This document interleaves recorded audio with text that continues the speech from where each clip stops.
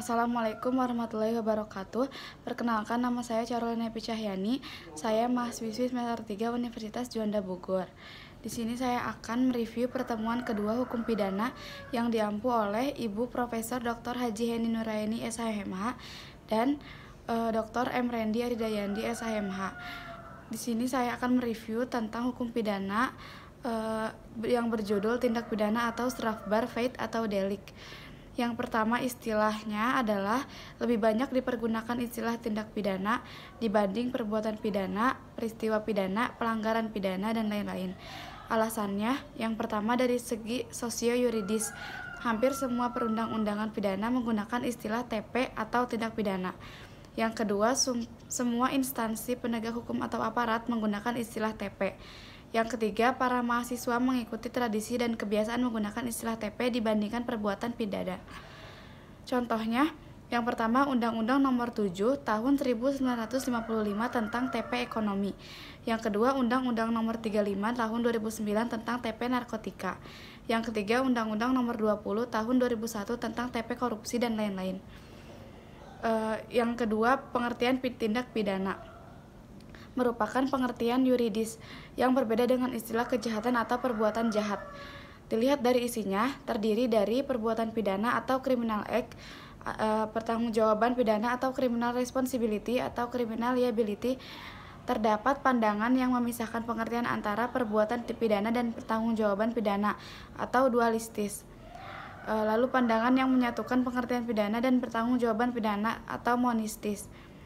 Pada akhirnya, baik dualistis maupun monistis mempunyai tujuan yang sama, yaitu pidana. Kemudian unsur-unsur tindak pidana ada dua, yaitu unsur objektif dan unsur subjektif. Unsur objektif adalah perbuatan atau kelakuan, akibat yang menjadi syarat mutlak dari delik, unsur melawan hukum, unsur lain yang menentukan sifat TP, unsur yang memberatkan, dan unsur tambahan yang menentukan TP. Lalu unsur objektif ada kesengajaan atau dolus, kealpaan atau kulpa, niat atau fornement, maksud atau oogmerk, dengan rencana terlebih dahulu atau met voorbedachte rade, atau perasaan takut atau vrees. Mempunyai pengertian yang luas, terdiri dari yang pertama bagian delik atau bestandelen van het delik, meliputi yang pertama terdapat rumusan delik. Yang kedua, penuntut umum harus mencantumkan dalam surat dakwaan. Yang ketiga, harus dibuktikan di pengadilan. Dan yang keempat, apabila tidak terbukti, hakim harus membebaskan terdakwa atau vrijspraak. Yang kedua, elemen atau unsur delik atau elemen van delik. Yang pertama, tidak terdapat dalam rumusan delik. Yang kedua, hal yang dapat dipertanggungjawabkan sesuatu tindakan atau sesuatu akibat terhadap pelakunya. Terdapat akibat yang timbul. Hal dapat disalahkannya berdasarkan unsur kesengajaan atau kealpaan. Yang ketiga, harus dianggap dan diisyaratkan dalam setiap rumusan delik. Yang keempat, penuntut umum tidak perlu mencantumkan dalam surat dakwaan. Dan yang kelima, apabila hakim merasa ragu, maka harus melepaskan dari segala tuntutan hukum atau onslag van alle rechtsvervolging. Dan teknik atau cara merumuskan tindak pidana. Yang pertama, hanya memberikan nama yuridis atau kualifikasi tanpa menyebut unsur-unsurnya.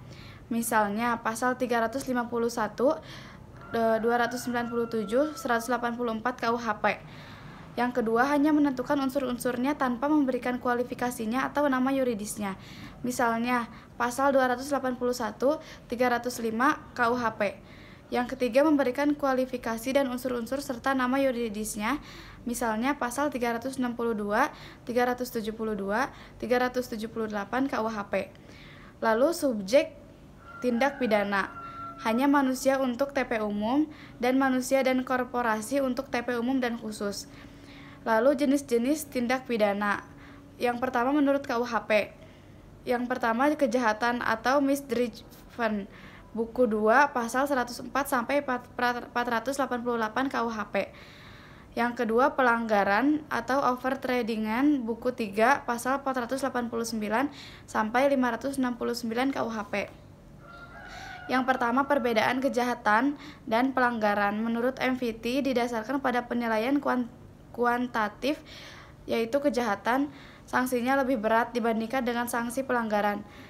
B. Selain itu juga didasarkan pada kualitatif bahwa kejahatan atau delik hukum atau rech delik atau malaperse, pelanggaran atau delik UU atau wets delik atau malakuia pohibilita.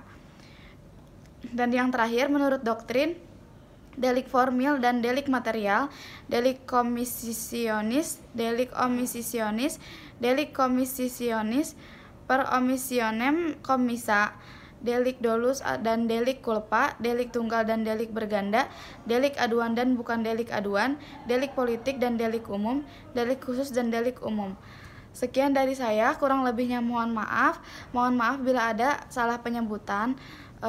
Wassalamualaikum warahmatullahi wabarakatuh.